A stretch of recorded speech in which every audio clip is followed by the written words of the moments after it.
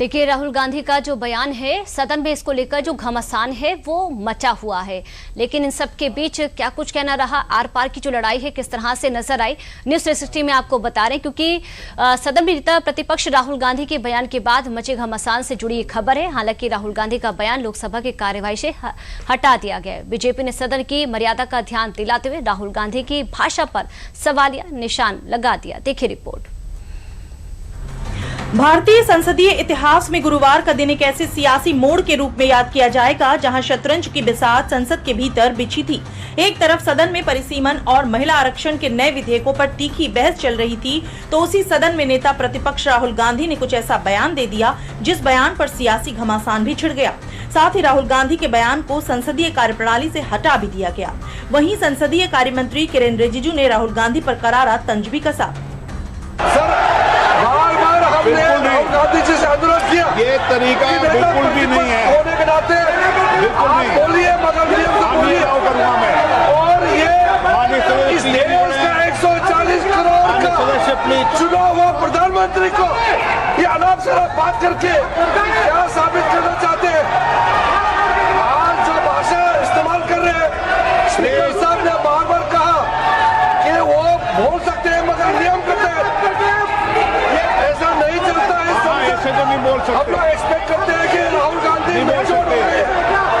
अफसोस की बात है, नेता प्रतिपक्ष क्या भाषा इस्तेमाल करते हैं।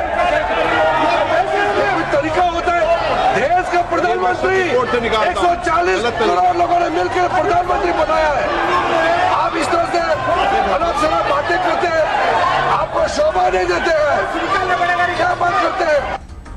संसद का पटल देश के लिए जन कल्याणकारी योजनाओं के शिल्पकार के लिए होता है, जहां जनता की नुमाइंदगी की जाती है, जहां संसद के पटल पर जनता के जरूरी मुद्दों की आवाज गूंजती है। मगर इन सब बातों से इतर जब महिलाओं की राजनीतिक भागीदारी को बढ़ाने के लिए विशेष सत्र का आगाज किया गया है, ऐसे मौके पर नेता प्रतिपक्ष राहुल गांधी का पीएम मोदी पर बेतुका बयान शोभा नहीं देता, न राहुल गांधी के लिए और न ही नेता प्रतिपक्ष जैसे संवैधानिक पद के लिए। लिहाजा रक्षा मंत्री राजनाथ सिंह ने भी राहुल गांधी के खिलाफ मोर्चा खोल दिया। अध्यक्ष महोदय, इस देश के प्रधानमंत्री के संबंध में जिस प्रकार के शब्दों का प्रयोग नेता प्रतिपक्ष के द्वारा किया जा रहा है, मैं समझता हूं यह बेहद दुर्भाग्यपूर्ण है और इसकी जितनी भी निंदा की जाए वह कम है। इस देश की जनता ने उन्हें प्रधानमंत्री बनाया है। हमारे दल को इतनी स्ट्रेंथ दी है, जिससे स्ट्रेंथ के कारण वह प्रधानमंत्री बने। यह किसी व्यक्ति का यह अपमान नहीं कर रहे हैं बार बार मैजिशियन कहकर, देश की जनता का अपमान कर रहे हैं। अध्यक्ष महोदय, मैं आपसे अनुरोध करना चाहता हूं, जिन शब्दों का इन्होंने प्रयोग किया उसे सदन की कार्रवाई से बाहर निकाला जाना चाहिए और राहुल गांधी को क्षमा मांगनी चाहिए। जब देश की संसद में महिलाओं की राजनीतिक हिस्सेदारी को बढ़ाने के लिए घंटों विचार विमर्श हो रहा है, महिलाओं के उत्थान पर चर्चा हो रही है, उनके कल्याण, उनके विकास की बात हो रही है, ऐसे मौके पर राहुल गांधी पीएम मोदी पर तंज कस रहे हैं, उन्हें अपशब्द कह रहे हैं, साथ ही साथ महिला आरक्षण के मुद्दे पर महिलाओं की मुखालफियत भी कर रहे हैं। This bill cannot be passed.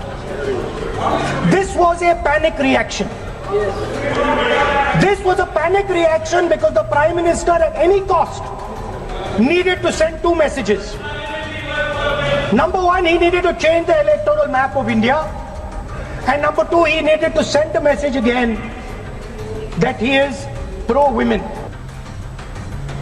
Rahul Gandhi के विवादित बयान से उठे इस तूफान पर रक्षा मंत्री राजनाथ सिंह समेत सरकार के कई मंत्रियों ने राहुल गांधी के बयान का जमकर विरोध किया, जिसके बाद राहुल गांधी के भाषण के विवादित हिस्से को लोकसभा की कार्यवाही से हटा दिया गया।